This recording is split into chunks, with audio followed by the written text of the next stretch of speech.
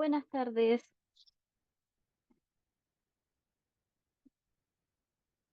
Hola, buenas tardes, profe. ¿Cómo está? Bien, Yael.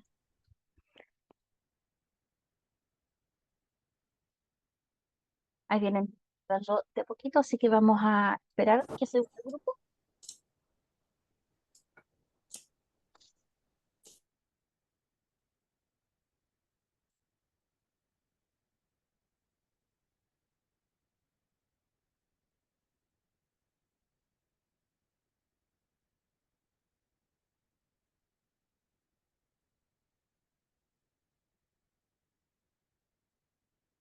Buenas tardes, Jocelyn. Vamos a esperar que se termine de reunir el grupo para dar inicio a la clase.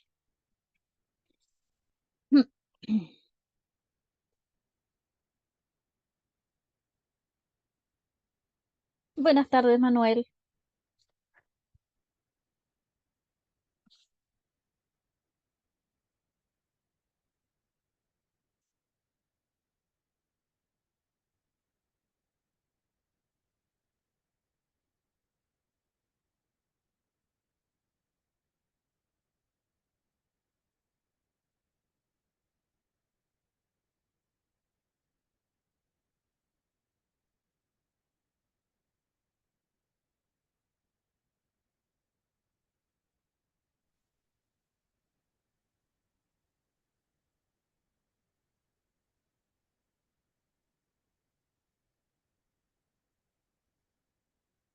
Hola, Vienen. buenas noches a todos.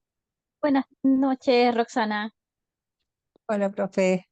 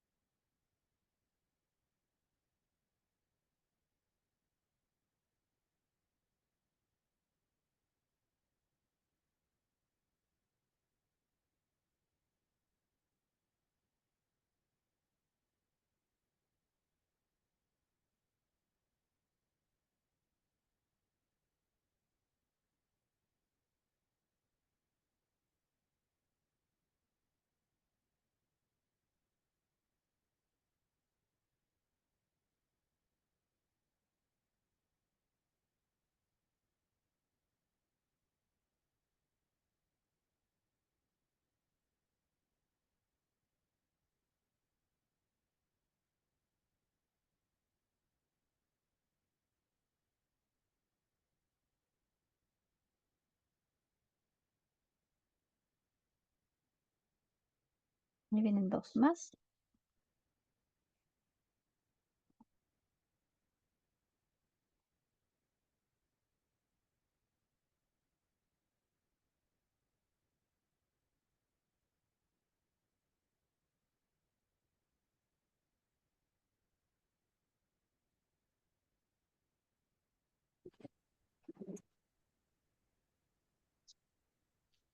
No, el miedo que ella tiene es que si algo a ella le pasa, ¿qué va a pasar? De Marcela.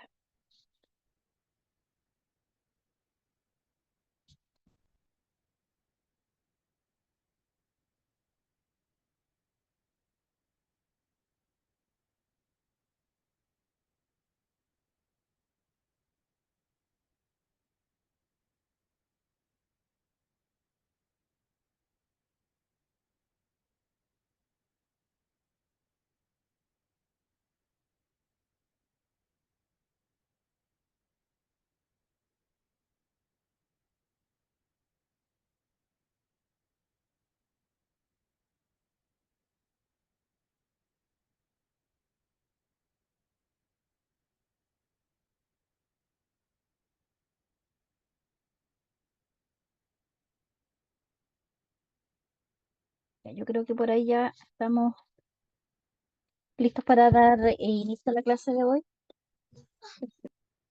Espero que estén bien ya dentro de todo lo posible con este tema de las inclemencias las condiciones climáticas, digamos, ¿ya? Vamos a dar inicio a la clase de hoy para y un poco cerrar lo que veníamos hablando de lo que es las normas financieras. Respecto del punto de vista de cómo estas han sido implementadas en Chile y cuál es la relevancia general que tiene. Si bien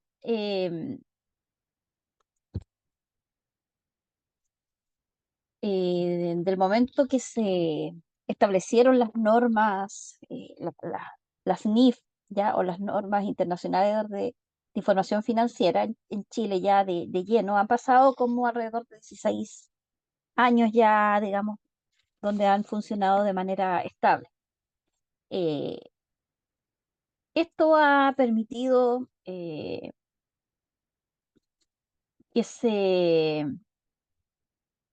establezca una significancia bastante importante a través digamos, de lo que es la relevancia o la cultura de las finanzas en, en el mundo, digamos, a través de esta interconexión comercial que existen, digamos, entre los países. Y Chile ha ido implementando esto y ha ido obligando a que las empresas trabajen sus programas, digamos, su sistema contable, y que los informes financieros estén a la altura, digamos, de lo que son las normas internacionales.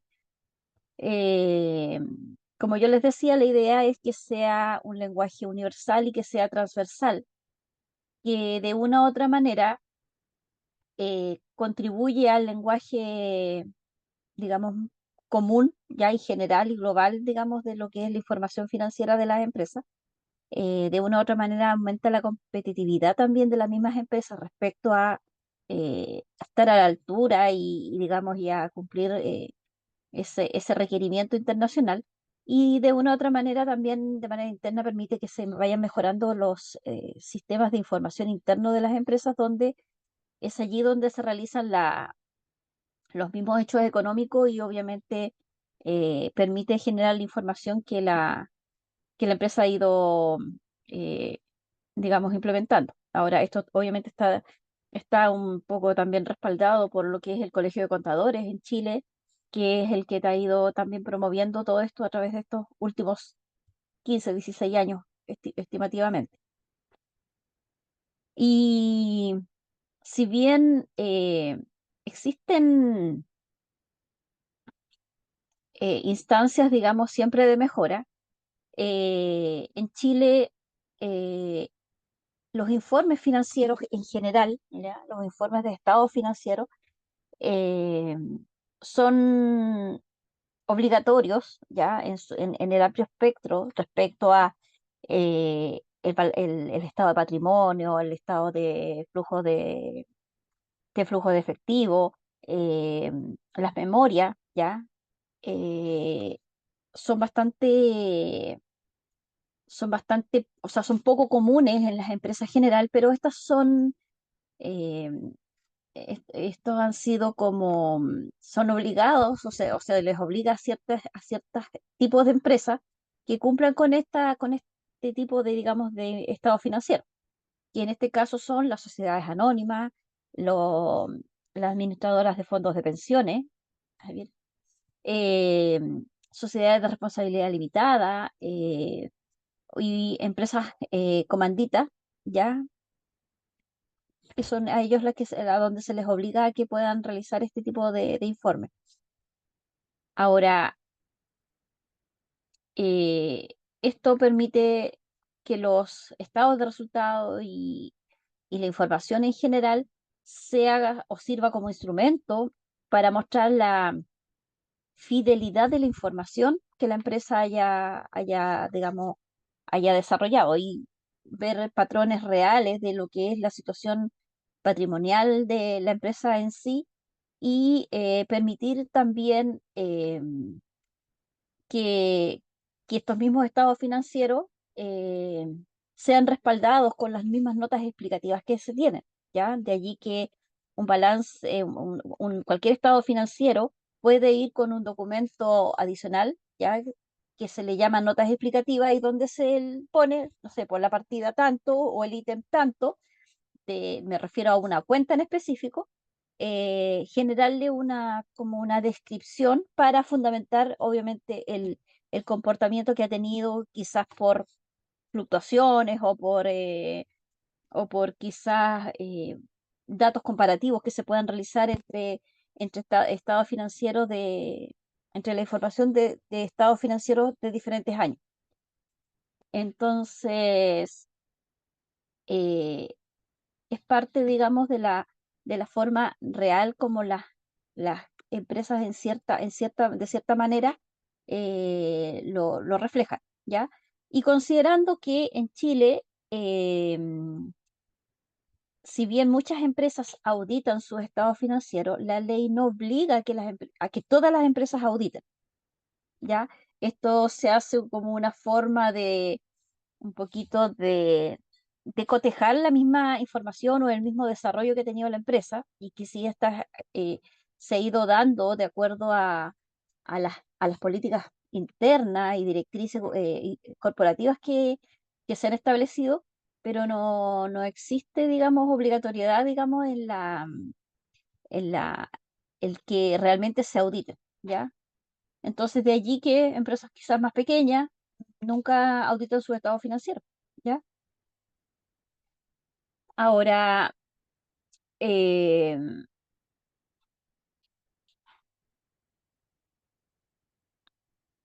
es importante rescatar que esta misma forma de, digamos, de elaborar estos informes financieros ha permitido a que el servicio de impuestos internos cada vez esté más al pendiente, sobre todo cuando son empresas que tienen cierta comunicación con el exterior. De allí que hoy en día hay muchas pymes que están importando, ¿ya? Compran, no sé, productos por, por container, ¿ya? O medios container, ¿ya? Y traen, digamos, en grandes cantidades ciertas líneas de productos que son para comercializar. Y de allí que también esto genera ciertas barreras arancelarias y ciertas exenciones también a la forma, digamos, de donde se obtengan estos productos. Entonces, velar por, por esta,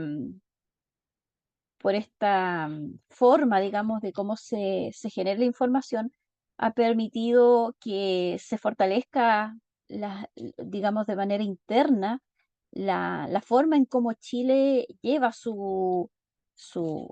digamos, su información contable y tributaria de las empresas. De allí que el, el mismo sistema digamos, de registro y base de datos que está establecida en el Servicio de Puestos Internos, siempre se le reconoció por digamos, eh, las altas barreras, digamos, de seguridad que tiene, ¿ya? Entonces, ha servido de una u otra manera también para generar ciertos parámetros para otros países el tomar ese modelo, digamos, de registro que tiene nuestro país. Ahora, si hablamos respecto a las pymes y respecto a, a cómo se han ido modificando estas condiciones, obviamente para las pymes siempre ha sido un poco más lento, siempre se ha enfocado en las grandes empresas. Y digamos, hay muchas opiniones que también consideran de que las pymes deberían estar un poquito más, o debería existir una alineación a estas mismas normas financieras igual, independiente que quizás no estén aplicando estos parámetros de manera internacional, eh, se rijan, digamos, por eso, y ahí quizás ciertas instancias, digamos, gubernamentales no han quizás tomado un poco la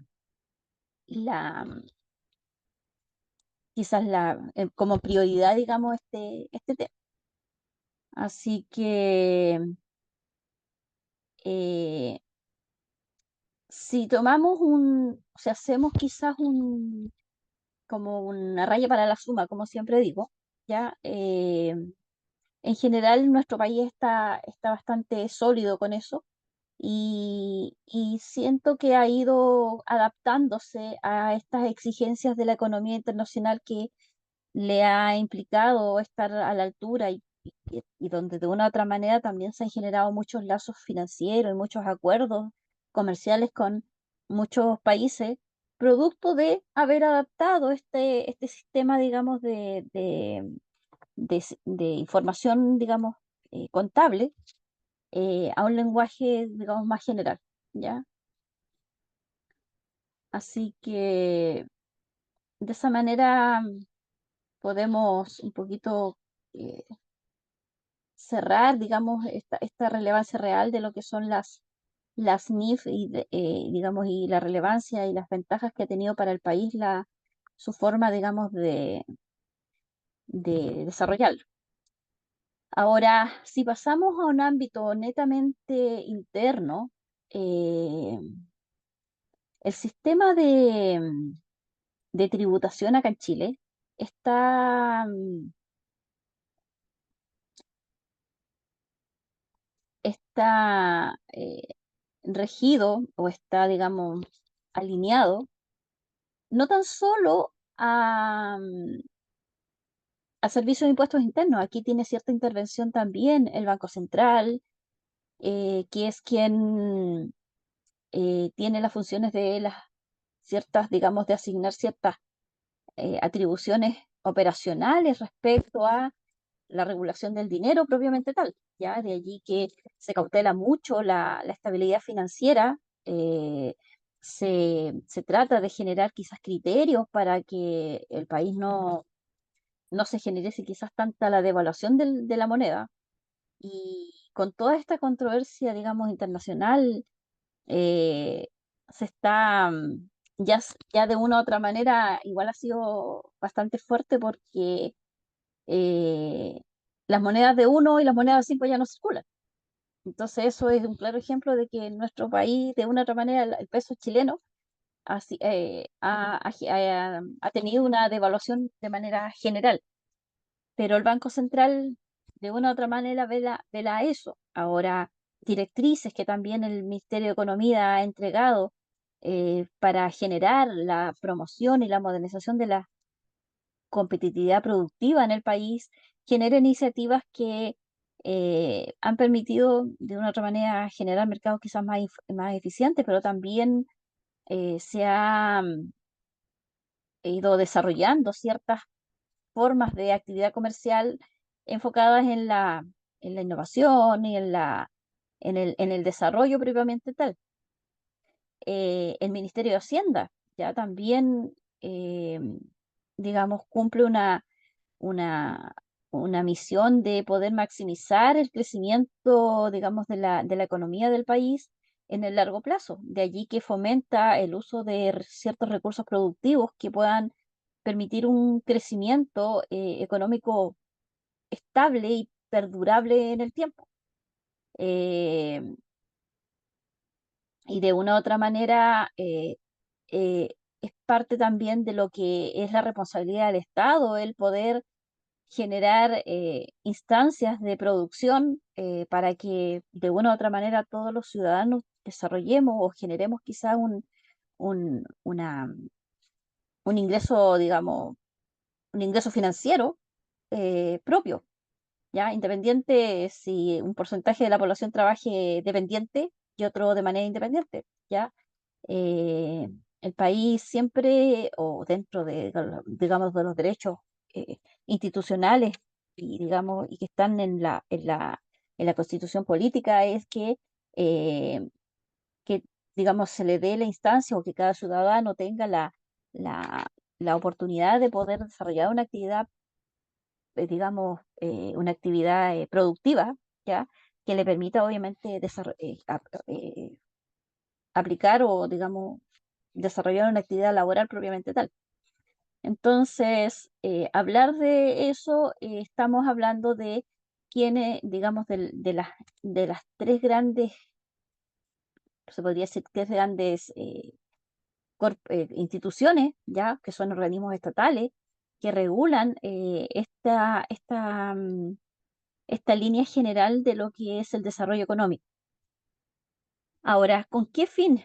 Con el fin de generar impuestos que van a ir de manera directa a cubrir necesidades colectivas y públicas, digamos, de la población en general, permitiendo satisfacer, digamos, necesidades propias en los diferentes ámbitos que tiene el país y donde digamos, por cada actividad productiva, digamos, nos volvemos contribuyentes digamos, y nos vemos expuestos ser, eh, a ser, digamos, emisores de tributos, ¿ya? Con la única finalidad de poder cubrir entonces este gasto público, ¿ya? Este gasto público que está dado por la ley de presupuesto del sector público que se realiza o que se genera de manera anual, ¿ya? A modo general, eh, el presupuesto público se elabora bajo una propuesta que tiene cada uno de los ministerios del país, ¿ya? Y organismos independientes, digamos, a la administración del Estado, donde entregan una propuesta basada en el año vigente, digamos, una propuesta para el siguiente año y solicitan las diferentes partidas, que son los diferentes ítems. Espérenme un segundo. Viene alguien ahí. Solicitan un incremento por cada una de las partidas, digamos, digamos, del plan de trabajo que tuvieron en el año presente. Y eso se presenta alrededor de septiembre a la Contraloría, ¿ya? La Contraloría obviamente lo revisa y esto después digamos, se informa, en este caso se le informa al presidente de la República, y posterior a eso se lleva digamos, a discusión al Parlamento, donde se evalúa si se aprueba o no se aprueba el presupuesto público, ¿ya? Y toda esta instancia ya tiene que estar, debe estar aprobado ya a fines de diciembre de cada año, ¿ya? Y si es que eventualmente no hay discrepancias o hay quizás líneas quizás de opiniones dispersas que eventualmente que no puedan llegar a acuerdo, se realizan las ciertas modificaciones y se vuelve a ir al Parlamento. La idea es que el presupuesto público esté, digamos, al 1 de enero de cada año, esté aprobado ya para empezar a generar las partidas de distribución de los dineros. Entonces, de esa manera, el hecho de que cada uno de los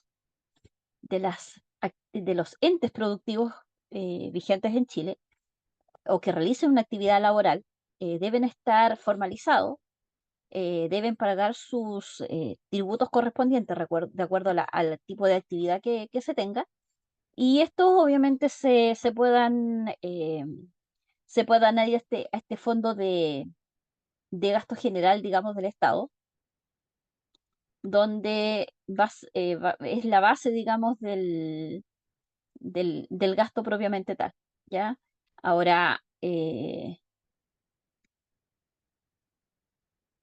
mm, mm, mm, mm, mm. ¿Alguna duda en cuanto a hasta aquí, digamos?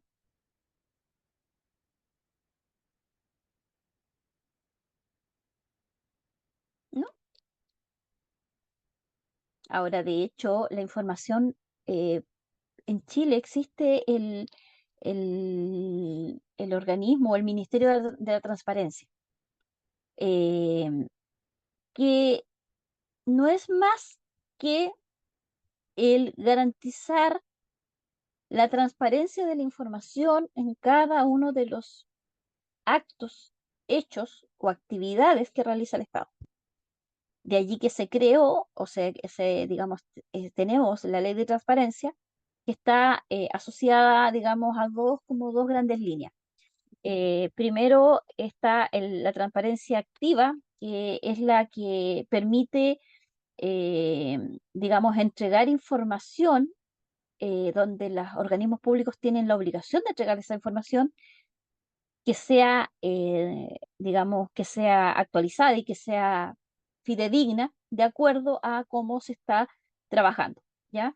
De allí que existen formas, digamos, de solicitar esa información, pero la información debe estar exigible y los organismos públicos deben entregarla.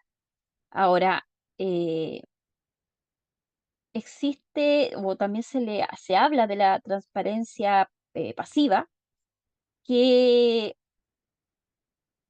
básicamente está establecida en el artículo 8 de la Constitución, que es de allí donde se emana este concepto, que es que los organismos, digamos, si bien están obligados a entregar la información, también están obligados a responder inquietudes, solicitudes o requerimientos que tenga una población en particular. ¿Ya? Entonces, de una u otra manera, una cosa es entregarla, pero también es responder a los requerimientos que se tengan. Entonces, se creó, digamos, el Consejo de Transparencia, el Consejo de Transparencia permite que se garantice el fiel cumplimiento de la normativa como tal. Existe unas instancias de promoción de cómo se está utilizando la información que se entrega y entrega ciertas líneas o ciertas directrices generales en cómo se están procediendo, digamos, a entregar las respuestas propiamente tal cuando la población lo requiera. De hecho, cualquier ciudadano puede pedir cierta información, pero también las entidades están obligadas también a publicar las mismas informaciones. Entonces, a veces pasa, ejemplo, que las municipalidades no transparentan no sé, los gastos de contratación, ¿ya? Las remuneraciones. Y pero está la instancia de que yo puedo, digamos, a través del Tribunal de la Transparencia, poder solicitar dicha información, ¿ya? Y se me debe responder. Em,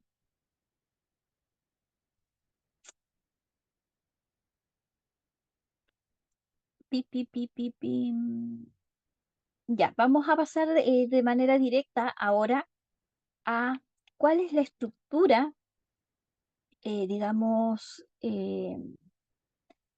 cuál es la estructura, digamos, de los impuestos en Chile, que es como lo relevante. Eh, los impuestos en Chile están dados por una clasificación que digamos que se emana de acuerdo a su origen, ¿ya? En Chile existen los impuestos directos que tienen relación o se aplican directamente sobre eh, las rentas a los titulares, ¿ya? O a la riqueza de quien los paga. De esta manera, los impuestos directos están relacionados a todos esos impuestos que tienen, digamos, origen en la ley de rentas, ¿ya? Aplicable a personas naturales, ¿ya? Que en este caso vienen siendo los impuestos personales que se le aplican a las personas, o impuestos a las empresas. De allí que tenemos el impuesto a la renta de primera categoría, el impuesto único para contribuyentes de segunda categoría, el impuesto global complementario y impuestos adicionales, ¿ya? Ahora, digamos, un ejemplo bastante simple se da cuando, ejemplo, hablamos del impuesto global complementario. eh, este se aplica a las personas naturales que tienen ingresos distintos, digamos, con diferente origen, ¿ya? O diferente, digamos, motivo, ¿ya? De allí que eh, si una persona, no sé, pues tiene boletas de honorario, ¿ya? O trabaja con depósitos a plazo y ahorro, tiene no sé, utilidades por acciones, ¿ya?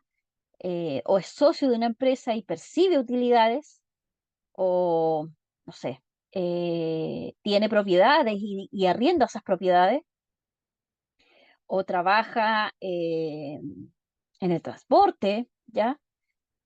A todas esas personas se les aplica, como por ser personas naturales, se les aplica el impuesto global complementario, ¿ya?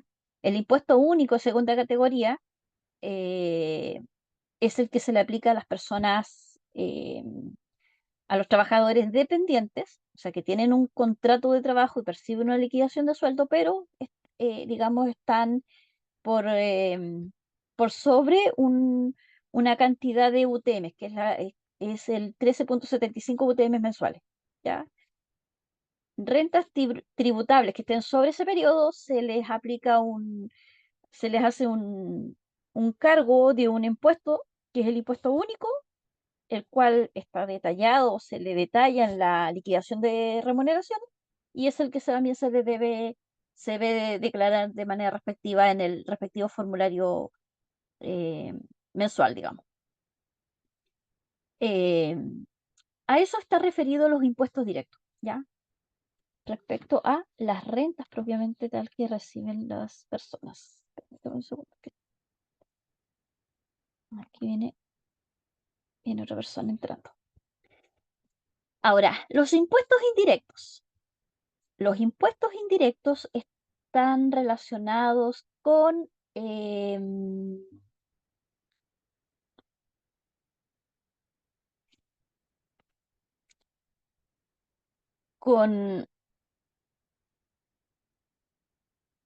a ver, ¿cómo se los tienen relación directa con la utilización de ciertos servicios que la población utiliza? Se podría tomar así. Impuestos que son generados del momento de que las personas realizan o utilizan un servicio. De allí que si yo voy a comprar, se me aplica un impuesto, ¿ya? Ya sea compre un producto, compre un servicio, compre una propiedad, compre, no sé, benzina, ¿ya?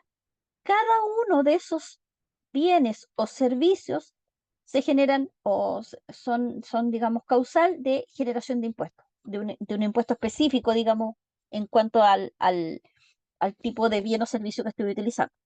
De allí que si yo voy a comprar pan, ya estoy afecto al impuesto o se me carga el impuesto a la venta y los servicios, que es el impuesto del valor agregado más conocido como IVA, ¿ya?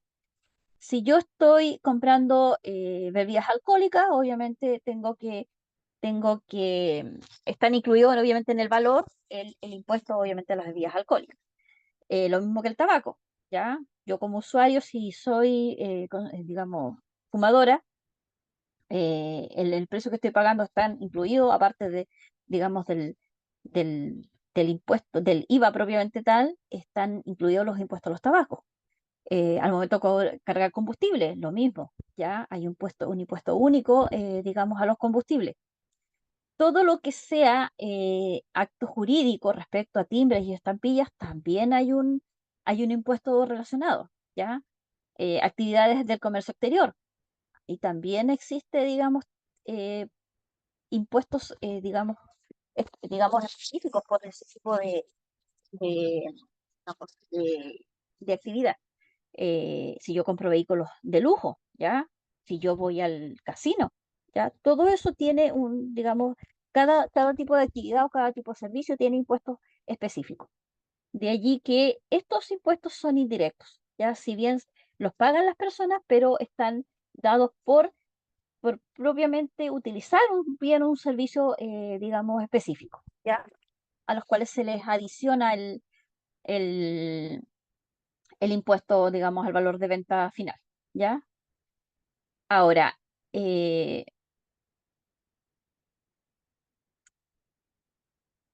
un claro ejemplo de cómo se trabaja o cómo las empresas relacionan este impuesto, eh, vamos a analizar un impuesto que es bastante, digamos, bastante transversal, que es el IVA, ¿ya? Cuando se compra un producto, ¿ya? Si bien ese precio se le adiciona el IVA, que en este caso en Chile es el 19%, eh, esto actúa como en una especie de cadena de valor que se llama, donde se traslada digamos, ese impuesto eh, en este caso, al comprador, ¿ya? La empresa cuando lo compra, ya lo traslada, en este caso, al cliente, ¿ya? Pero de una u otra manera, las empresas administran el IVA. ¿Y cómo lo administran? Generan digamos, este efecto comparativo al momento de hacer sus respectivas declaraciones y analizan los montos, digamos, de IVA crédito, ¿ya? Respecto a las compras, de respecto de las ventas que ha tenido, que es el IVA débito. Y en este caso, las empresas lo administran porque de una u otra manera el consumidor del bien o servicio eh, siempre se va a ser trasladado digamos, al usuario final. Las empresas no lo generan como tal, entonces las empresas no son los generadores del pago digamos, del impuesto del valor agregado, ¿ya? Ese es un impuesto que lo generan y que, digamos, y son los consumidores, em, los reales, digamos, generadores de ese impuesto. Y entonces ustedes me dirán, pero entonces, ¿qué impuesto paga en este caso las empresas? Las empresas pagan el impuesto que se llama PPM, pago provisional mensual. Eh, el pago provisional mensual, ya Roxana, está con problemas de corte de luz, la Roxana. Eh, el pago provisional mensual, ese impuesto sí se genera de las actividades económicas que realiza el, la empresa, digamos, ¿ya? De las ventas que genere en un periodo tributario, se determina un porcentaje y ese porcentaje es el que se tiene que declarar de manera mensual, ¿ya? Pero el valor, el IVA, ¿ya? Es un impuesto indirecto donde digamos, el consumidor, el generador, digamos, principal de este impuesto son las personas, ¿ya? El usuario propiamente tal. Ahora, existe otra gran familia, o digamos, sí, se podría decir como otra gran familia de clasificación de los impuestos, que está relacionado a impuestos generales que están dados por una clasificación que está planteada desde el punto de vista del gasto y del ingreso. Me refiero a impuestos territoriales, impuestos a las herencias, a las donaciones, impuestos municipales, los impuestos que se realizan a los casinos de juego, ¿ya? Esos impuestos están dados desde el punto de vista del gasto y del ingreso, que es la tercera clasificación y es donde se realiza una respectiva determinación de impuestos de acuerdo a los valores netos que se tengan respecto de un bien en específico. Ejemplo, por, no sé, eh, el fallecimiento de una persona genera que se haga una posesión efectiva, y en esa posesión efectiva, si bien se tramita la posesión efectiva, se tiene que hacer un pago. Y ese pago viene obviamente directamente está relacionado con los impuestos a las herencias, ¿ya? Eh, y otro, otro, digamos, otro tipo de impuestos que también tiene relación al tema de herencia es cuando, eh, ejemplo, yo le quiero dejar la casa a mi hijo. Yo usuaria, yo dueña de una propiedad, yo le quiero dejar como regalo la casa a mi hijo. Yo no le puedo hacer una escritura diciéndole, hijo, yo te regalo la casa para que tú te quedes con la casa. Tengo que hacer igual, hacer formalización propiamente tal. Hacer la escritura, la promesa de compraventa y, digamos, después inscribir la propiedad, pero tiene que ser como figura de compraventa, ¿ya? Porque si yo hago digamos, un documento que dice que yo le dejo en herencia esa casa a mi hijo al momento de inscribirla a su nombre, digamos, va a tener que pagar un impuesto, ¿ya? Que es el impuesto a las herencias. Entonces, no es muy, como le dijera, muy adecuado, ¿ya? O conveniente, si pudiese decir, dejar regalos, sobre todo si son propiedades, ya terrenos, vivienda, quizá el que dar, no sé, entregarle un vehículo quizás de lujo, quizás un vehículo que es de la familia, que quizás tiene un costo bastante, no sé, quizás el avalúo, estos vehículos antiguos de repente son bastante apreciados y tienen un, un alto valor, digamos, en lo que es la tasación. No conviene dejar eso propiamente tal como herencia, ¿ya? Es mejor que en vida de una u otra manera se venda, aunque la plata no existe en sí, pero que se haga el papel que diga que se vende, ¿ya? De allí que también cuando eh, se realizan este tipo de, digamos, de posesiones efectivas, sobre todo cuando una persona ha fallecido, siempre se toma lo más relevante, ¿ya? No sé, pues terrenos, viviendas que tenga, vehículos que tenga, y, se obvia por lo general, se obvian los bienes o los muebles interiores que quizás tenga la casa, porque contra más cosas se pongan en la posición efectiva, mayor va a ser el porcentaje de impuesto que se va a tener que pagar. Entonces, a veces, sobre todo los contadores, de repente asesoran mucho con el tema de hacer estas posiciones efectivas, por lo general sugieren, digamos, no poner lo más relevante, básicamente. Los abogados también son los que también pueden ayudar y pueden asesorar a todo este tipo de, digamos, de tramitaciones, digamos, de lo que es este tipo de impuestos.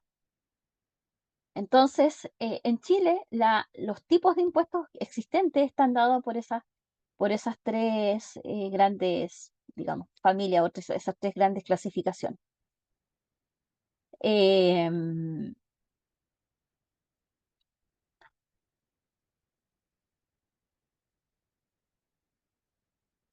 ¿Alguna duda?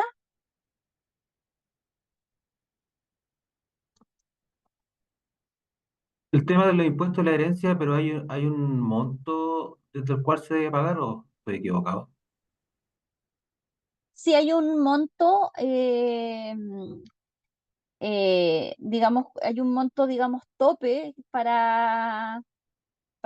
digamos, para aplicar, digamos, el monto de pago, digamos, o la exención de pago. Si lo tomamos al revés, si hay un Que tope queda exento, que queda exento de exento. impuestos.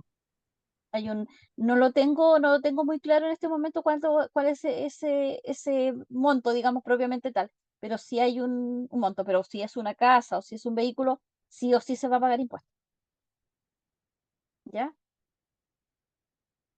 Pasaría como exento si es que, no sé, pues una persona falleció y arrendaba, y que los bienes de adentro de la casa, los muebles, no sé, la cama, la cocina, microondas, eh,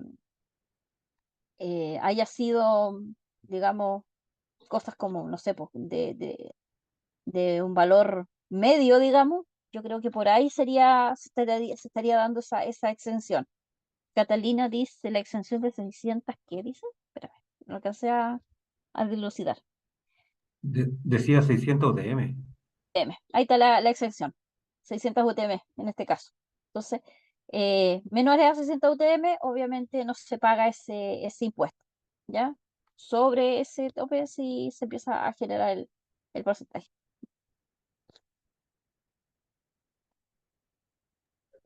Profesora, y van por acá. Bueno, está un Iván, poco atrasado.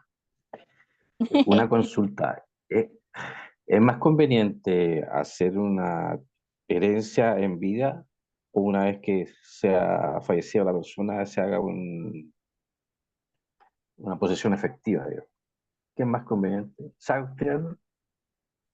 Es que por conveniencia, eh, a Me ver, refiero a los impuestos, así para no darme. es que cuando, a ver, cuando uno quiere dejar algo de herencia, primero el documento no tiene que estar como herencia, tiene que estar Ujú. como Estamos hablando de un compraventa. testamento. Estamos hablando de un testamento. Exactamente. Puede ser, sí. Y Sí, porque en vida es testamento. En el fondo. en ese caso queda bajo la figura de testamento, ¿ya? Porque le estoy dejando herencia y después digamos, el que reciba, digamos, la propiedad, pensemos que esta es una casa, va a tener que pagar los impuestos de herencia, sí o sí. Entonces es mejor generar esa compraventa, ya venderle al hijo en vida, pero ojo que tiene que ser a un valor, ¿cómo le dijera? A un valor Mira, válido. Puede fiscal. ser, exactamente, no puede ser un valor que esté por bajo el avalúo fiscal, porque de repente ha Ujú. pasado que se dicen, no hagamos, no sé, pues vende una casa y le digo, no, pongámosle 10 millones nomás. Una casa sabemos que por lo menos, por más pobre y por más deficiente que sea, menos de 30 millones no están saliendo. Y aunque se ceda, Así es. ¿Perdón? aunque yo ceda un bien, que lo ceda, no lo venda, lo cedo. Es que cuando el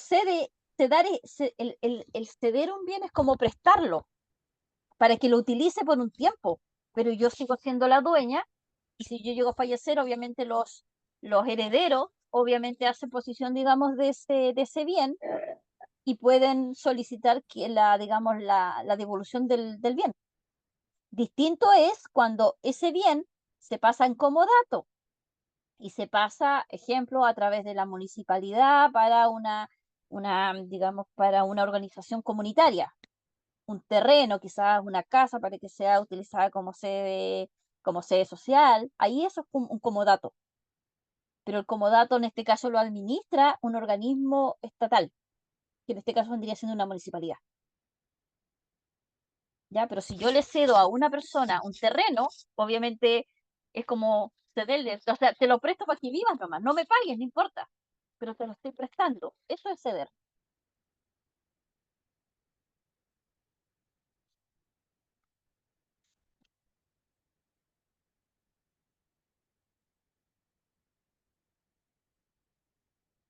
Ahora, independiente también de la figura, si yo estoy cediendo un terreno, lo ideal también es hacer un documento que respalde. O sea, yo cedí un terreno y no sé, bajo ciertas condiciones, no sé, quizás por un X tiempo, y ahí determinar si la dueña decía después de, no sé, eh, la persona, digamos, después que yo fallezca, no sé, tendrá un año para, digamos, hacer desalojo, digamos, de la propiedad o del terreno.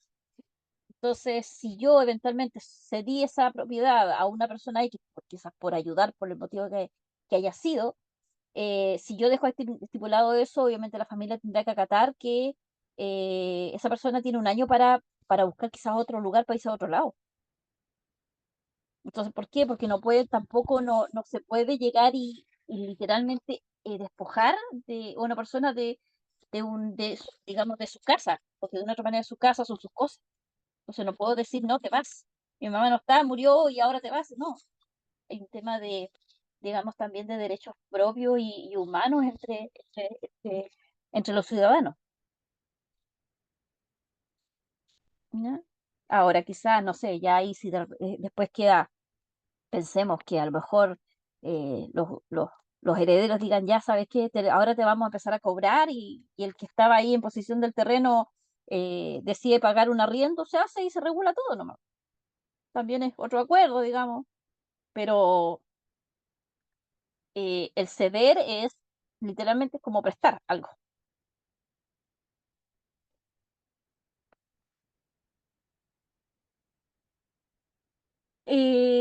Ya, entonces, a ver qué otra cosa me falta de lo que... ¿Qué horas son? Son 10 plan 9.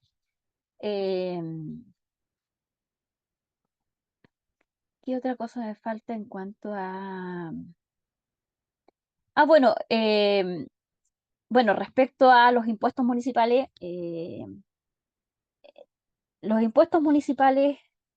existe una gran cantidad de actividades trámites, documentos que se pueden hacer a través de esta entidad o en esta entidad que me van a generar un impuesto obviamente específico. Si yo voy a pedir un certificado de no deuda, por decir, de una organización social, ¿ya? Tengo que pagar, ¿ya?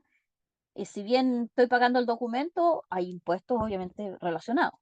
El hecho de pagar la patente, ¿ya? La patente comercial o el permiso de circulación, basura, la publicidad, estos letreros publicitarios, las municipalidades están cobrando, digamos, por estas entidades publicitarias luminosas, inclusive las no luminosas. O sea, yo tengo un cartel, literalmente una lata donde pongo panadería y lo pego así al lado fuera del portón y la municipalidad está con todo el derecho de cobrarme publicidad. Entonces, hay un sinfín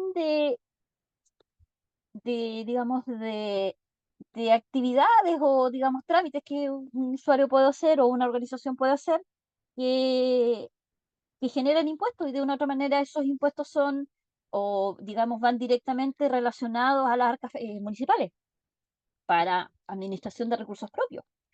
Las contribuciones también están ahí. Perdón, Las contribuciones también entran de eso. las contribuciones,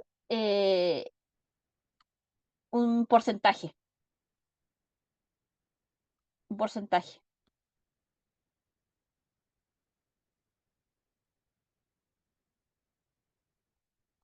Porque las contribuciones, en este caso, las contribuciones son reguladas, en este caso, por el Ministerio de Hacienda, cuando deciden aumentar, no sé, los, los avalúos fiscales, está dada por una normativa que lo regula el Ministerio de Hacienda. ¿Ya? Ahora, sí las municipalidades son como responsables de informar ciertas irregularidades de ciertos terrenos, ya que sea que un terreno quizás esté abierto o que un terreno, no sé, pues está en condición de eriazo, o quizás que el terreno, no sé, quizás hacen cosas, digamos, poco gratas, ya en terrenos que de repente son muy alejados, ¿ya? Todo eso, la responsabilidad en este caso de la municipalidad está eh, digamos, informar a el titular respectivo del terreno, porque todo terreno tiene un dueño, digamos, ¿ya? Entonces, informar para que se tomen las medidas y obviamente se tomen las condiciones específicas propiamente tal. Ahora, si este terreno es digamos, del Estado, obviamente en este caso, para que la municipalidad pueda hacer digamos, quizás cerrar, ya solicita en este caso al fisco, digamos, la administración del bien y en una de esas después, o sea, en una primera instancia quizás se cierra y después con el tiempo quizás pueden hacer alguna obra quizás social, alguna cosa comunitaria, no sé, ¿ya? Pero la única forma que el municipio en este caso toma un terreno como un poco en tomar un poco el dominio del terreno es cuando realmente ese terreno es fiscal. De lo contrario, el organismo respectivo, no sé, Servio, Aguas Andinas, una empresa de electricidad, un colegio privado o las personas naturales, tienen que hacerse responsables por esos terrenos. Em, Ahora, eh, el terreno, ¿cómo dijera? El, el avalúo de los terrenos, propiamente tal como el avalúo fiscal, es el que determina en este caso el Estado, ya o el fisco propiamente tal, eh, que no tiene nada que ver con el avalúo comercial, ya en el avalúo comercial es el bien, digamos, el precio comercial por el cual se vende un bien, pero en el caso cuando se realizan, eh, digamos, reevaluaciones o reavalúos, digamos, de propiedades, esto incrementan digamos, su tasa anual de impuesto en alrededor de un 1,2, un 1,5%, dependiendo si son bienes agrícolas o si son bienes no agrícolas, que es como la clasificación. ¿ya? Y considerando que también conlleva a que los terrenos también pueden estar afectos a contribuciones, en este caso 4 veces al año, ¿ya? Pero hay terrenos que también no están exentos de contribución, propiamente tal. Así que obviamente todo eso está regulado según también la tasa de inflación que exista en el país, ¿ya? Ver qué tanto obviamente sube la, el avalúo, digamos, sobre todo si es un bien, digamos, una propiedad, digamos, con un bien raíz, en este caso una casa o una construcción específica. Obviamente tiene mayor relevancia y mayor, digamos, mayor alza a cuando es un terreno eriazo, ¿ya? Em, bueno, eso en cuanto a el tema propiamente tal de lo que son los impuestos, ¿ya? Son las 9. Vamos a... Espérame un segundo.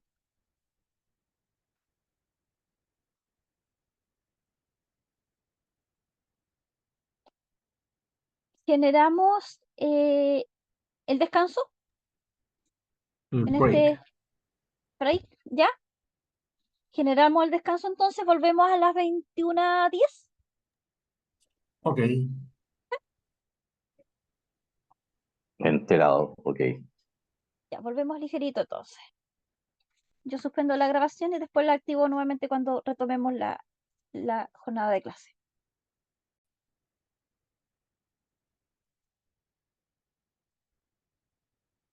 Ya, bueno, ahí veo a Don Luis, así que voy a dar inicio a este segundo bloque. Em, Voy a analizar algunos temas importantes respecto a ciertas, digamos, a materias que el Servicio de Impuestos Internos se ha ocupado últimamente respecto a, eh, digamos, respecto a el cumplimiento tributario, ¿no? De algunas actividades. Y principalmente hablo de, eh, de dos temas. Uno, las compras digamos, las compras que se hacen por a través de Internet, ¿ya? En sitios extranjeros. Eh, en Chile, hasta hace 2 años atrás, ya no existía, digamos, pago, o digamos, no existía cobro por comprar en estas páginas de Chain, AliExpress, Alibaba y todo ese tipo de cosas, ¿ya? Uno compraba sin impuestos. Pero dentro de esta materia un poco de ordenar y generar igualdad digamos, de cumplimientos tributarios en todas las actividades comerciales que se genere en Chile hacia el extranjero o del extranjero hacia Chile, em, se ha ido generando planes de trabajo y análisis de ciertas actividades que eventualmente estaban exentas eh, sin mayor, digamos, preeminencia. Otra de las actividades que también se le aplicó IVA hace algunos años atrás era el tema de las plataformas de películas, ¿ya? Tuvimos que empezar a pagar IVA por contratar Netflix, Disney y todo ese tipo de cosas, ¿ya? Entonces, el único fin que ha tenido el Servicio de Impuestos Internos es generar igualdad para que todas las actividades tributen, todas las actividades comerciales tributen de una u otra manera. Entonces, dentro de estas compras internacionales existen muchas páginas que la gente compraba, como todos de una u otra manera. Más de alguien no puede decir que no, ya todos hemos comprado en estas plataformas. Y, y se organizó y se estableció, digamos, un parámetro donde hoy en día se nos aplica IVA digamos, por esa compra. Eh, las personas que realizan compras por internet en sitios extranjeros, primero costean el valor del arancel aduanero, ¿ya? El cual corresponde al 6% del valor del producto, Y en este 6% está el costo del producto en sí, un seguro, que es una prima del seguro, ¿ya? La prima del seguro propiamente tal, ¿ya? Y el valor del flete del traslado del mismo, ¿ya? En eso está incluido ese 6%. Y además de eso, está involucrado el IVA propiamente tal, que corresponde al 19%. Entonces, toda compra al extranjero ya se rige bajo ese criterio. De esta manera,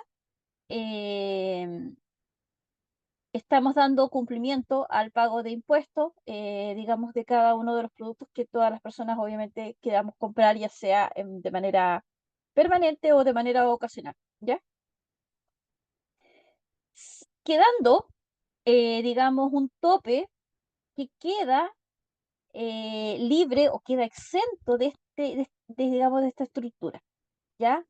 Digamos, de esta barrera arancelaria o de este arancel aduanero que se le conoce, ya que en este caso son alrededor de 35.000 pesos, que corresponden a $41 más o menos, ¿ya? De allí que toda compra adicional a eso, obviamente hay digamos, un costo, digamos, adicional de lo que es impuestos propiamente tal. Entonces,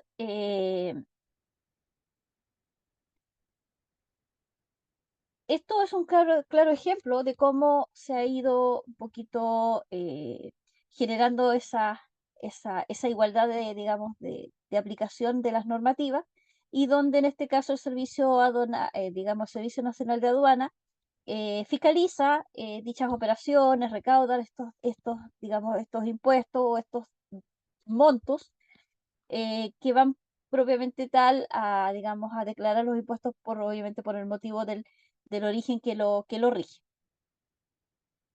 Ahora,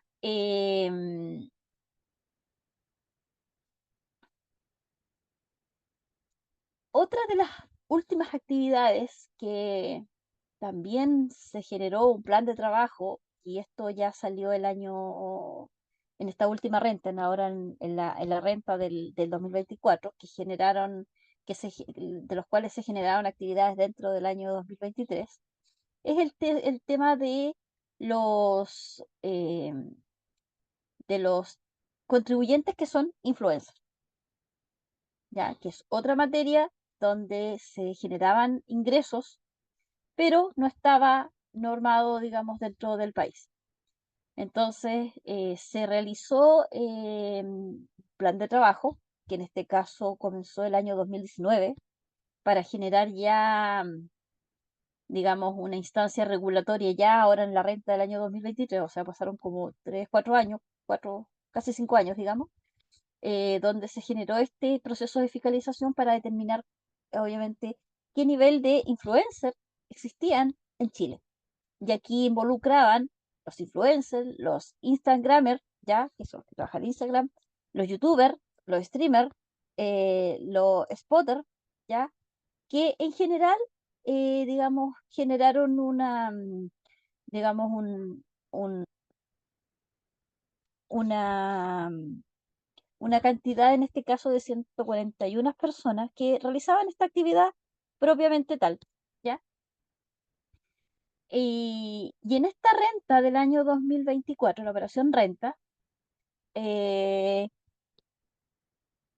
se generó un aumento explosivo que llegaron a 17.000, ¿ya? 17.000 influencers o, digamos, o contribuyentes que ejercían una actividad de este tipo o de esta índole, digamos, tuvieron que hacer su respectiva renta, donde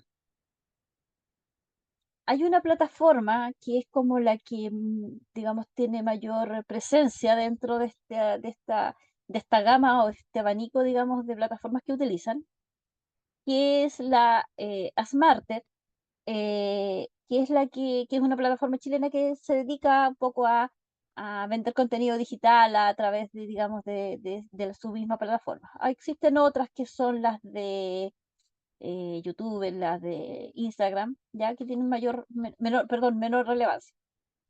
Pero esto conllevó a que los creadores de contenido, a través de estas diferentes plataformas, fueron generando un elevado, digamos, nivel de ingreso, donde principalmente la mayor cantidad de influencers son mujeres, ¿ya?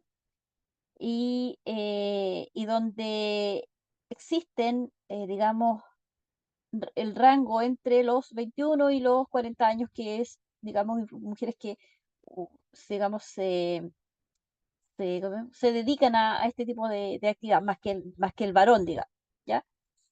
Entonces, al poder generar este plan de trabajo y poder identificar estos contribuyentes y generar digamos, digamos, un programa que genere un cumplimiento de sus obligaciones tributarias, eh, se les empezó a informar a través de diferentes plataformas, correos, digamos, informativos, para que formalizaran un poco esta actividad y fueran parte de este plan de trabajo propiamente tal. Eh, el monto que se, mm, que se declaró dentro de estos influencers fueron 41.175 millones, ¿ya? Los que, digamos, que los que tuvieron que declarar ingresos, y de esto tuvieron que pagar 395 influencers, tuvieron que pagar 913 millones en impuestos. Entonces, si vemos de esa manera, eh, el porcentaje de influencers que anterior a eso tenían sus actividades formalizadas y pagaban impuestos, a la renta del año 2024, donde fueron 395 los que tuvieron que pagar los impuestos, fue un 83% más de influencers que se vieron obligados, digamos, eh, digamos, a formalizar su actividad propiamente tal, y tuvieron que asumir literalmente esta carga impositiva respecto a su actividad comercial. Entonces, si bien quizás era bastante rentable para ellos generar ingresos a través de esta plataforma, eh, tuvieron que asumir, digamos, el costo bastante ostensible digamos, de ingresos.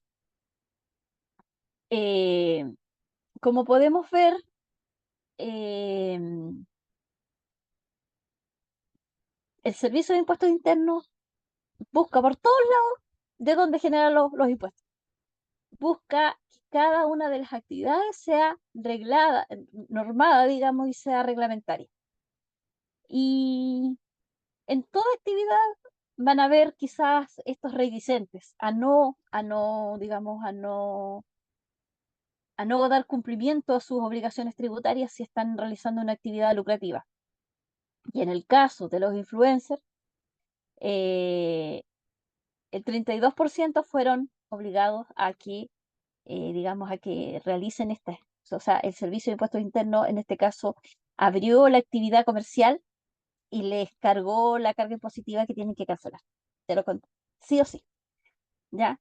Y obviamente, por no haber formalizado, esto conlleva digamos, una infracción propiamente tal, donde se le aplican multas e intereses por no haber formalizado una actividad como tal y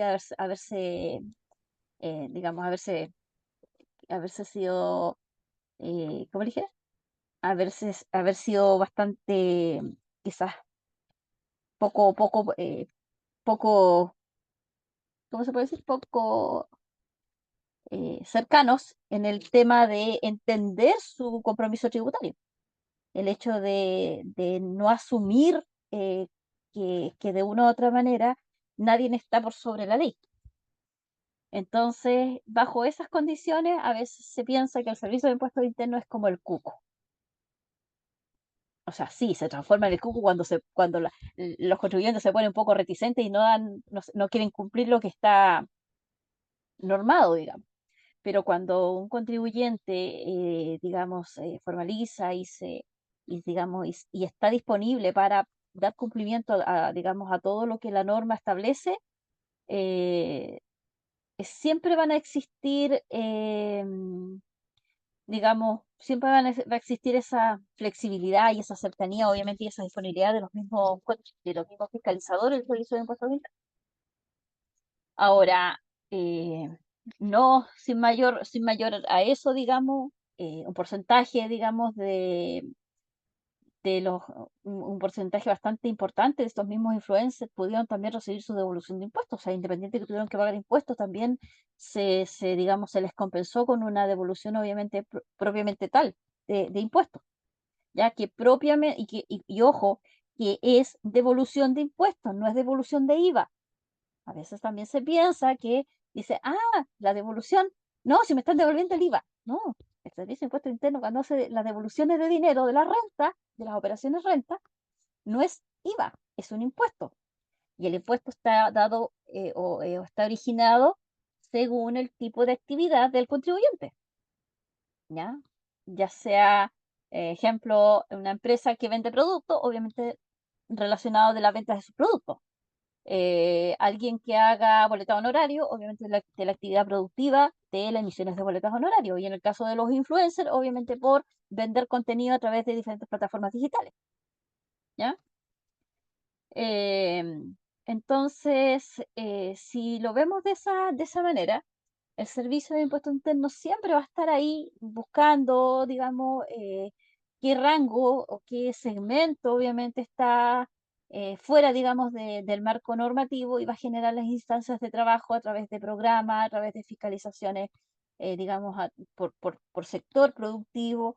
Y muchas veces si se ven que ciertos contribuyentes no están en cumplimiento, obviamente ya se van directamente al contribuyente en sí, a la empresa, al usuario propiamente tal, para evaluar de qué manera o cómo está desarrollando sus actividades y generar las respectivas fiscalizaciones. Eh, ahora, O sea, en cierta forma, impuesto interno se va adaptando a las nuevas actividades económicas. exactamente, va buscando, digamos, generar instancias. De hecho, hasta hace algunos años atrás, habían muchas cosas que eran como que estaban fuera, estaba como ese vacío. Nada, como no se hablaba, no se aplicaba. Entonces todos, de una otra manera, no, si el plan de, no sé, pues de Netflix estaba, no sé, a 2 lucas mensual. Ay, no, si era barato que Netflix. Y después nos subieron el impuesto, y teníamos que pagar 4 o 5. Uy, así como, mucha plata, pero es porque no estaba dentro de, digamos, del contexto normativo. Entonces, sí, cada vez de una u otra manera el Parlamento está aprobando leyes que de una u otra manera nosotros nos damos por informados en el momento. eh, Se va a empezar a cobrar tal cosa, se va a cargar impuestos a tal área. Y es allí donde uno como ciudadano, eh, digamos, debe estar constantemente informándose, ¿ya?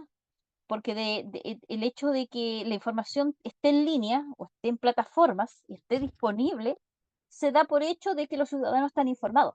Y el deber como ciudadano es poder buscar la información, obviamente, que está disponible y ningún ciudadano puede alegar desconocimiento. Yo no puedo alegar desconocimiento y decir, es que no sabía que estaban cobrando IVA por, no sé, por contratar una plataforma de streaming, ¿ya? Eh, entonces, de allí un poco el hecho de que los ciudadanos en general eh, tienen que estar informados. Y de ahí un poco un eslogan que es bastante sabio y es bastante antiguo, digamos, y es de la radio Bio Bio, me parece mucho, el que dice, no hay que, ¿cómo era? Para estar informado, debe estar informado para tener opinión, una cosa así, ¿ya? Entonces, si bien es bastante simple, tiene una muy buena, digamos, una muy buena base. Yo no, si no estoy informada, no tengo derecho a opinión, pues, si no me informo. Una vez que yo, digamos, si yo como ciudadana estoy informada, obviamente puedo opinar y puedo decir, pasa esto, pasa lo otro, o eventualmente quizás pueda estar disconforme, pero en base, no, digamos, como se dice coloquialmente, no alegar si no sé, porque a veces pasa que a veces no decimos, no, si esto es así, esto es así, pero muchas veces no, no nos detenemos quizás a leer una ley, a leer un decreto, y hoy día en general tenemos muchas plataformas que pudiesen generarnos quizás digamos, esa comprensión inclusive más fácil a través de, no sé, pues YouTube. Hay muchos, digamos, muchos internautas que suben y son profesionales, ¿ya? Y generan videos informativos y aclaratorios sobre temas, debates, conversatorios, eh, ciertos simposios, etcétera, donde si bien quizás puede ser muy tedioso leer una ley, pero un reportaje, no sé, por una nota de un medio escrito, no sé, de algún diario, las mismas noticias a través de los canales abiertos. O sea, están las instancias donde uno puede, digamos, investigar y darse por informado. Quizás no a todos, no es cómodo leer una normativa. A mí, de hecho, de repente las leyes las trato de leer, de repente me colapsan. Por eso no estudié derecho, pero no podemos decir que eventualmente nosotros no estamos como ligera. Nadie, nadie no nos informó, digamos. El hombre En- que no es informado no puede tener opinión. Ay, gracias, don Luis. Es Bien, sencillo. Ese el es. hombre que no está informado no tiene derecho a opinión. Eh, entonces, un poquito aplicar eso, ya, sobre todo si somos, no sé, socios o dueños de una empresa, tener esa instancia, digamos, de buscar la información y preguntar. Si bien en el ámbito tributario, en el ámbito, digamos, un poquito administrativo gerencial, quizás son temas quizás un poco complejos cuando hablamos de normativas propiamente tal, pero también está en confiar en esa mano derecha que tenemos que se llama contador, ¿ya? Para poder generar una instancia mucho más sólida de cuáles son mis deberes propiamente tal en mi actividad productiva, ¿ya? Y de allí que tenemos un sinfín, hay una tremenda actividad, un tremendo listado de actividades productivas o de rubros que el Servicio de Impuestos Internos ha autorizado propiamente tal. Y es allí donde nosotros debemos saber hasta dónde obviamente yo puedo, digamos, puedo trabajar y cuáles obviamente también puedan ser mis derechos, mis beneficios tributarios. Aquí el tema del Servicio de Impuestos Internos no es sacarnos plata, o como alguien dice, no saco nada de formalizar si voy a tener que pagar más impuestos. No, yo sigo pagando los mismos. Solamente que al, lo tengo que hacer de manera más ordenada porque de una u otra manera la modalidad me obliga a ser ordenada. Y más aún cuando tenemos estas plataformas, digamos, de bases de datos que son un tremendo aliado en la información interna, obviamente, de las empresas, ¿ya? Ahora, espérame un segundo. Nosotros vamos la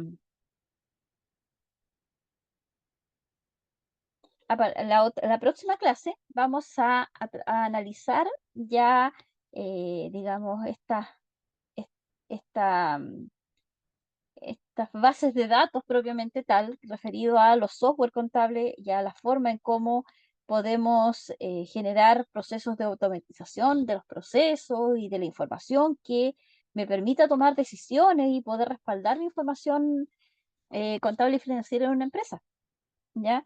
Así que en la medida que vayan teniendo dudas respecto quizás de temas pasados, la última clase estuvimos un poquito, digamos, bajo en lo que es asistencia y reitero, cuando vean la clase, si tienen dudas de la última clase o de las anteriores propiamente tal, menciónenmelas para poder ir apoyándolos y que puedan ir desarrollando sus actividades, digamos, prácticas y las evaluaciones que están en plataforma.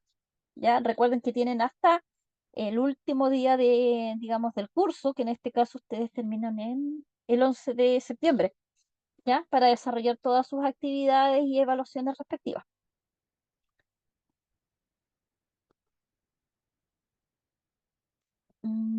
Acá. Entonces, espérenme un segundito.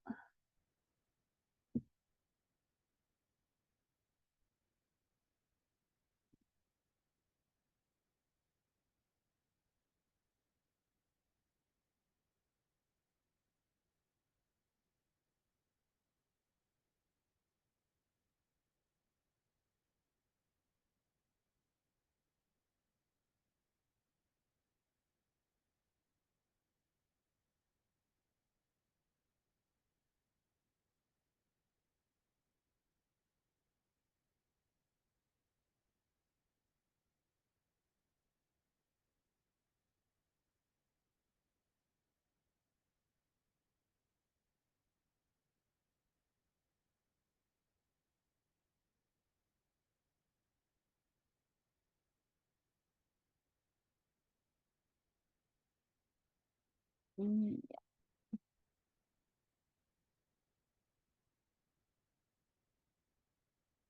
Vamos. Profesora, ¿las evaluaciones están en la plataforma ya o usted va a decir, o va a No, avisar? las evaluaciones están abiertas para que ustedes puedan desarrollarlas. Ustedes tienen que tener, ustedes Ya, están con acceso abierto a plataforma. Si alguien no puede entrar a la plataforma, no puede haber una actividad o alguna evaluación, tiene que hacer la mención. De hecho, la señora Alejandra, ¿estaba por aquí? No está ahora. Ya.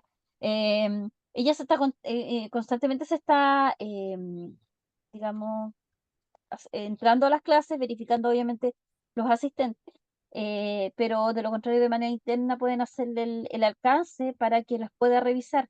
Pero ustedes ya pueden ir trabajando eso. Si de hecho nosotros estamos ya trabajando en el módulo 3, así que ustedes ya deberían estar como con la información ya al día em, de resolver esas actividades que son bastante simples, son preguntas bastante precisas para que las puedan desarrollar. ¿Ya? ya, ok, gracias. Hay que entrar a través del modo Sense con la clave única.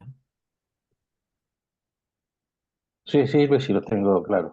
El tema es que no sabía, pensaba que iban a avisar ya después listo a la evaluación, pero están ya metidas en la plataforma, así que no hay problema.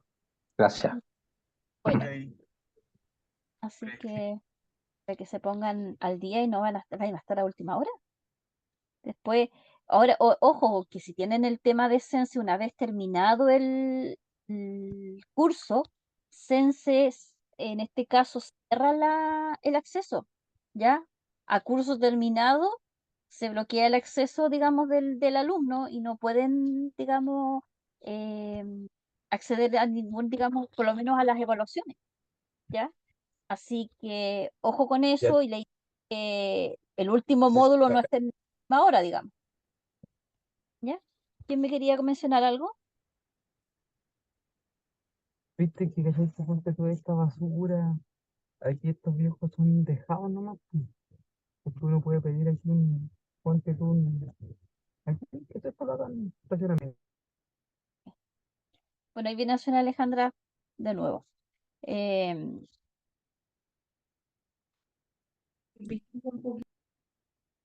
Vamos.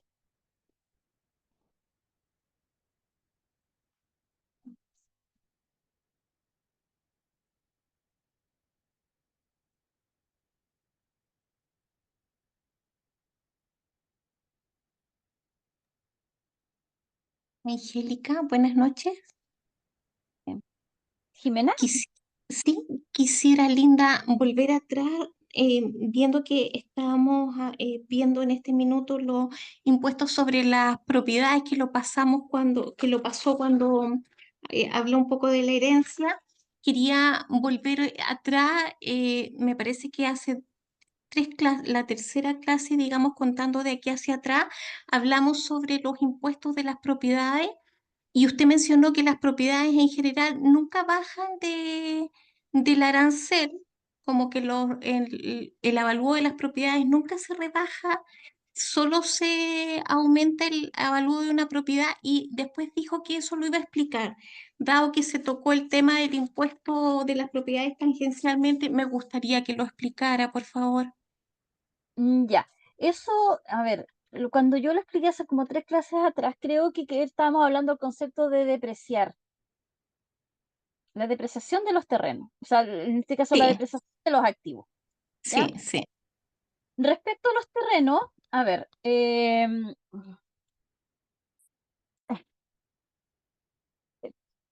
déjenme ver una cosa. eh,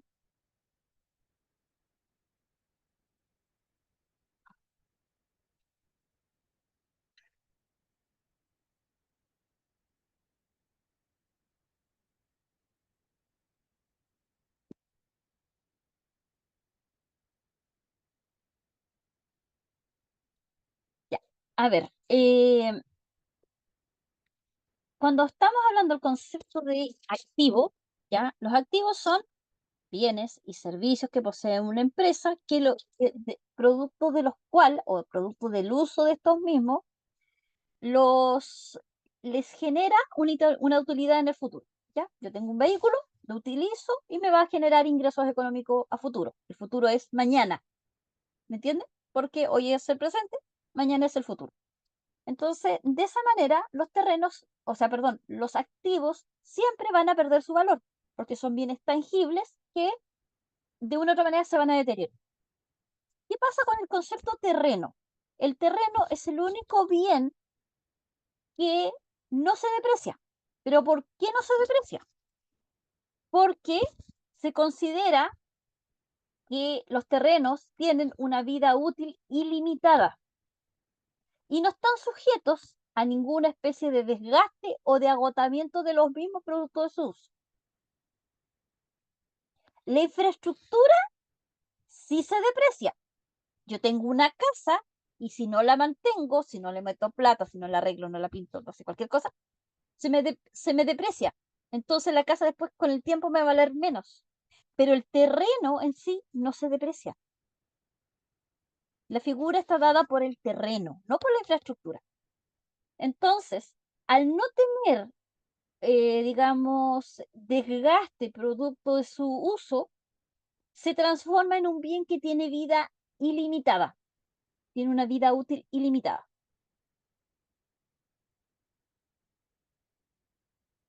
Entonces, a eso está referido de que los terrenos no pierden su valor, ¿ya? Ahora, el, ter- todo bien está, tiene un valor fiscal, que en este caso es el avalúo fiscal.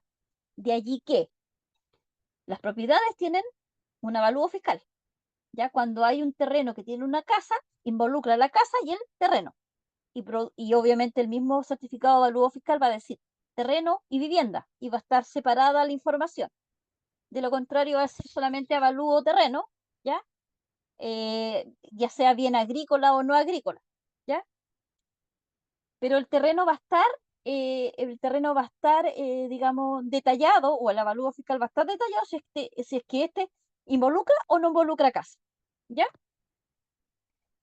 Ahora, ese avalúo fiscal, el avalúo fiscal es el valor que le da el Estado a ese bien. Entonces, y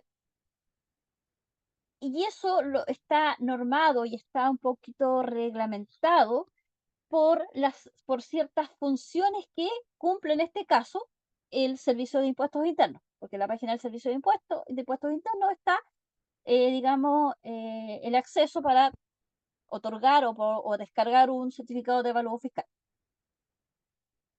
Eh, Y ese avalúo fiscal determina el impuesto territorial que se le ha determinado si bien.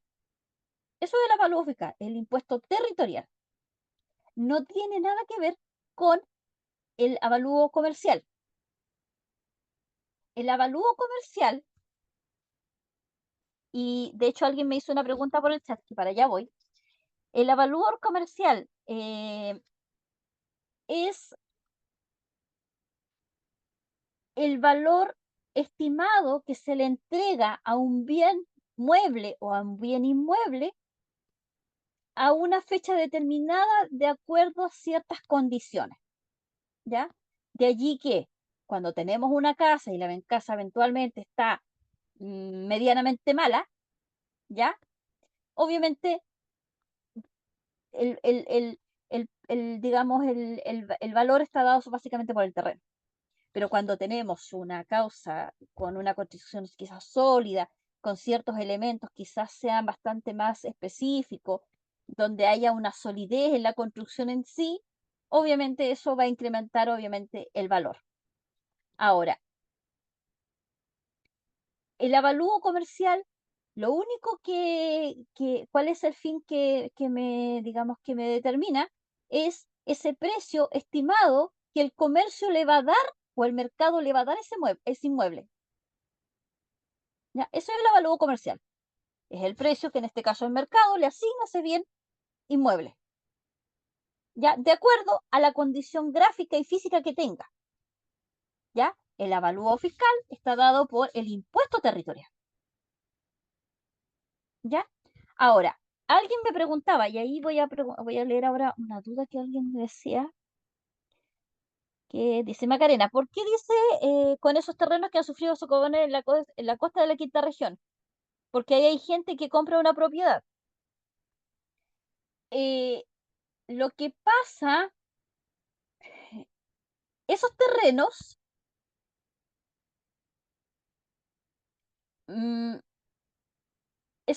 son terrenos que no están en una, digamos, en una demografía habilitada para construcción, porque eso se construyeron en unas dunas. Entonces, de una u otra manera, ahí hay una violación un poco al digamos, al patrimonio, digamos, al patrimonio natural, digamos, del sector, ¿ya? Allí se pasaron todas las autorizaciones y fiscalizaciones por alto, porque lamentablemente, si bien sí dicen, tenemos el permiso de edificación del departamento de obra, pero ese permiso fue literalmente comprado. Hubo platas por debajo, porque ese terreno en ese sector no es construible. Entonces, es ahí el problema. Entonces, sí, ¿cómo dijera? Los usuarios que compraron, literalmente compraron el uso de suelo de su departamento, porque son dueños del departamento y del piso de su departamento. No son dueños del terreno en sí, porque en el mismo terreno está un edificio donde hay un piso, un departamento sobre el otro. Entonces tienen dominio sobre el piso de su departamento. Y es más, cuando una persona se compra una casa, uno es dueño de la superficie que está sobre, o sea, de la superficie del terreno que asienta la casa. ¿Por qué? Porque si debajo eventualmente hay ¿cómo le dijera? Pensemos una reserva arqueológica, por X motivo. Hay petróleo. Hay petróleo, hay petróleo. A mí me echan cantando que el Estado se queda con los bienes. ¿Por qué? Porque prima en este caso la ley de patrimonio o en este caso el petróleo que haya, ya, y lamentablemente a mí me dicen, le vamos a entregar una casa mejor por este otro lado para que se vaya tranquila. Lleven sus cositas para allá, ¿ya? Pero no, como le dijera, uno tiene, digamos, uno tiene unos dueños de la superficie como la superficie más externa del suelo, pero no la que está más abajo, porque si hay algo más subterráneo, digamos, es el Estado el que va a primar por la ley digamos, de patrimonio y de culturas y museos y todo ese tipo de cosas. Entonces, no puede decir, no, si este es mi terreno y yo soy dueña de aquí, lo que está debajo del piso es mío. No. En el caso, consulta, en el caso de los cambios de suelo. Tenemos un terreno que es agrícola y pasó a ser urbano. ¿El avalúo fiscal cambia o en el caso de yo tener una propiedad que es de uso particular y pasa a ser de uso comercial, el avalúo fiscal del terreno cambia? Sí, po, cambia por la condición. Ahora, ejemplo, en el caso de que sea un terreno agrícola y pasa a no agrícola, a ver, un terreno agrícola literalmente me obliga a que yo no puedo construir porque es agrícola. No puedo poner una casa. ¿Qué es lo que ha pasado con todas estas parcelas, sobre todo acá en el sur, ya? Que no sé, pues había una pampa, había un fondo, de repente empezaron a vender las famosas parcelas de 5.000 metros. Le hicieron digamos, no le hacían el uso del suelo y eran irregulares porque eran terrenos agrícolas donde había una casa. Entonces, ¿qué es lo que se hizo ahora? Si bien el terreno es agrícola, pero se autoriza a que se haga una vivienda bajo ciertas condiciones en un cierto porcentaje de la parcela. Yo no puedo hacer teniendo un terreno de 5.000 metros cuadrados, no puedo hacer una casa de 4.000, por decir una cosa. Es un porcentaje que está habilitado para que esa superficie yo pueda construir algo, pero sigue siendo agrícola. ¿Ya? Entonces hay una cierta modificación en cuanto a eso. Ahora, ¿qué pasa cuando dice don Luis que es un terreno, en este caso, digamos, digamos, de ser De un terreno particular que pasó a ser un terreno comercial. ya. El avalúo es distinto, o sea, o sube en este caso, porque el fin es distinto. Porque al ser un avalúo, en este caso, comercial, yo voy a construir quizás una infraestructura donde voy a generar un mayor porcentaje de utilidades que siendo digamos, un terreno particular o un terreno eh, no agrícola donde hay una casa habitacional. Entonces, de una u otra manera, al cambiar el porcentaje de suelo, se me genera una carga impositiva adicional, digamos, por la ¿Qué, calidad qué- del uso. qué pasa con lo clásico? Una casa que es un negocio. Típico que sucede. Es que si eso está si está en una población y es mi casa y yo pongo un negocio chico, eh, no pasa a El ser, clásico, el clásico almacén de barrio. ya, ahí no pasa a ser comercial, po, porque prima la casa.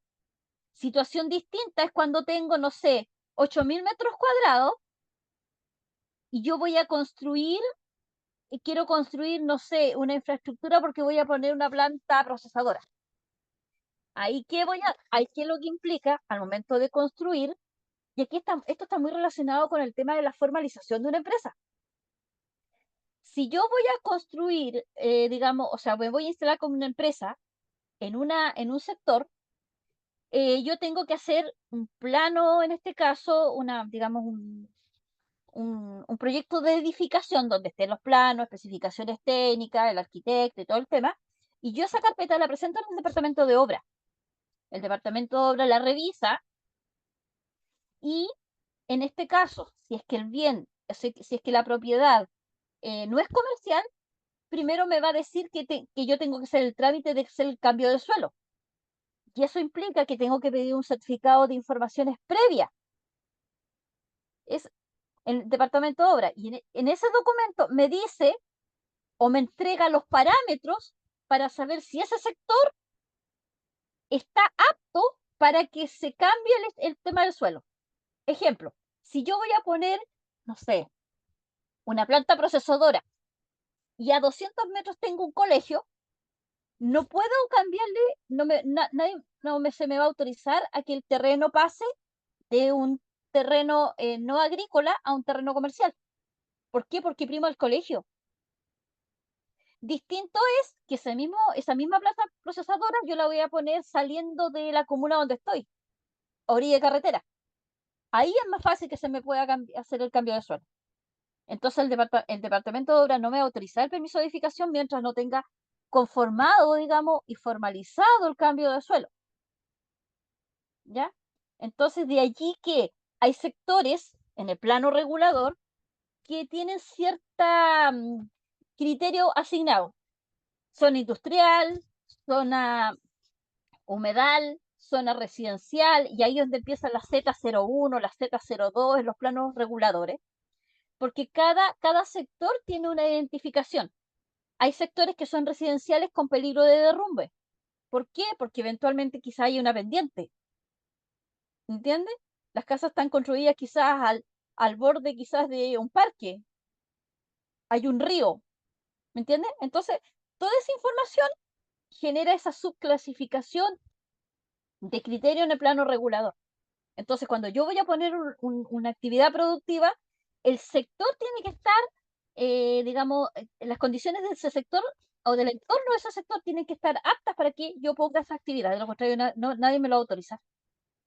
Y si no me lo autorizan, no puedo construir. Y si construyo, sobre todo, sin el permiso de edificación, va al departamento de obra, me va a sacar multa. Y después, si yo, inclusive, abro la empresa, después vienen impuestos internos y me multa igual. ¿Por qué? Porque no tengo la empresa, la infraestructura no está con recepción de obra.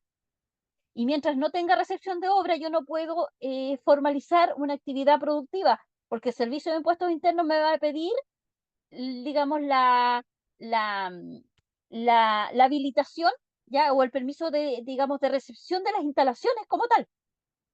Porque obra me va a autorizar de que esa infraestructura está habilitada para una planta de proceso. Y aparte de eso, si una planta de proceso, tengo que llamar al medio ambiente, tener certificado de gas, de electricidad, tengo que tener un programa de responsabilidad social empresarial para cuidar el entorno, y un sinfín de cosas. Súper simple al final. Sí. Entonces, es mejor poner un almacén en la casa. Agua, dice don Manuel. Entonces, por eso, de allí que, a ver, cuando nosotros hablamos de la formalización hay dos vías. Quizás en algún momento, si se da la instancia, a lo mejor lo vamos a hablar, pero lo voy a explicar de manera muy simple ahora, antes que se me vaya más el tiempo. Está la forma legal, que es esto con el departamento de obras, certificado de recepción y todo el tema, y está la otra vía, que es la microempresa familiar, que es cuando yo tengo en mi casa, quiero poner un almacén, ¿ya? Y habilito la empresa como microempresa familiar. Y la cantidad de requisitos que rigen en esa instancia son muy mínimos. ¿Por qué? Porque estamos hablando quizás de una persona que tiene escasos recursos, que necesita generar, producir, no sé, pues quiere vender pan amasado, o quiere tener un almacén para vender frutita y no sé, algunos abarrotes, ¿ya? Eso sí se puede formalizar como empresa microfamiliar y ahí no me va a pedir nada de lo que es departamento de obra, ni nada, ¿ya? Pero sí me va a pedir de que la casa esté a nombre de una persona.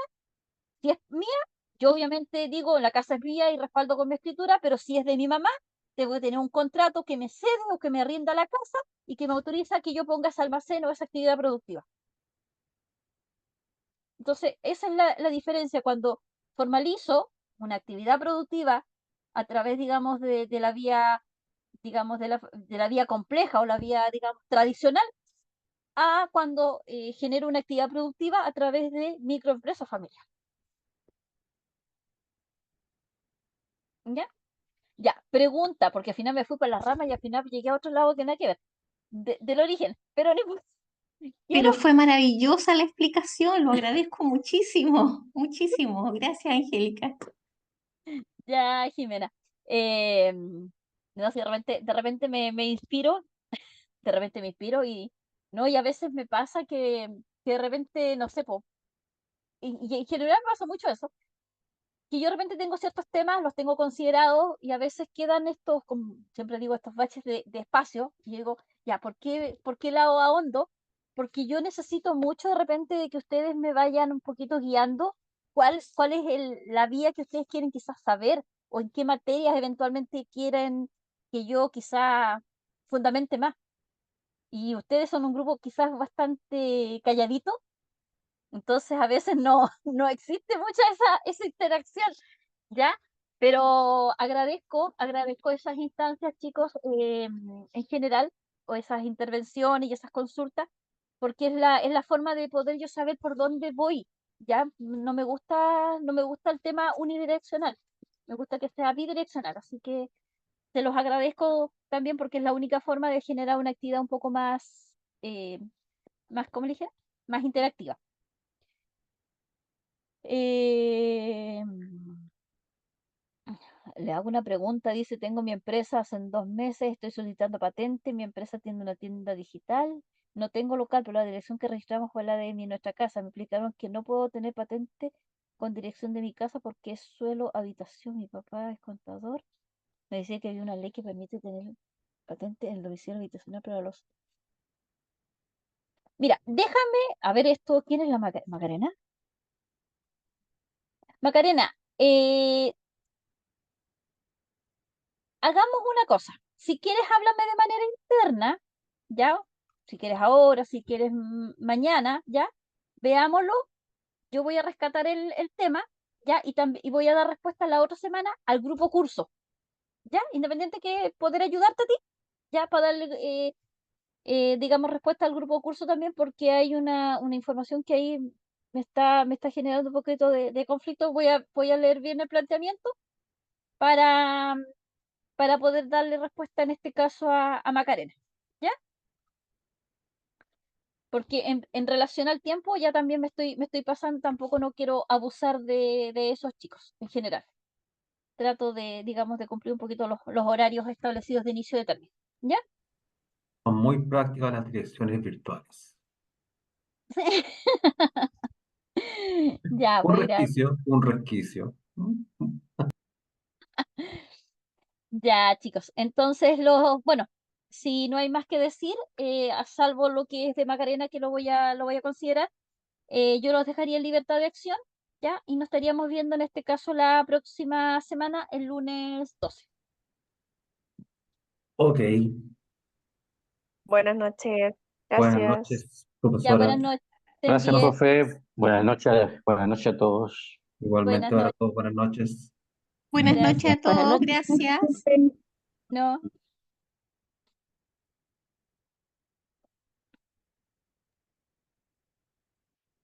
Profe, ¿la molesto ahora?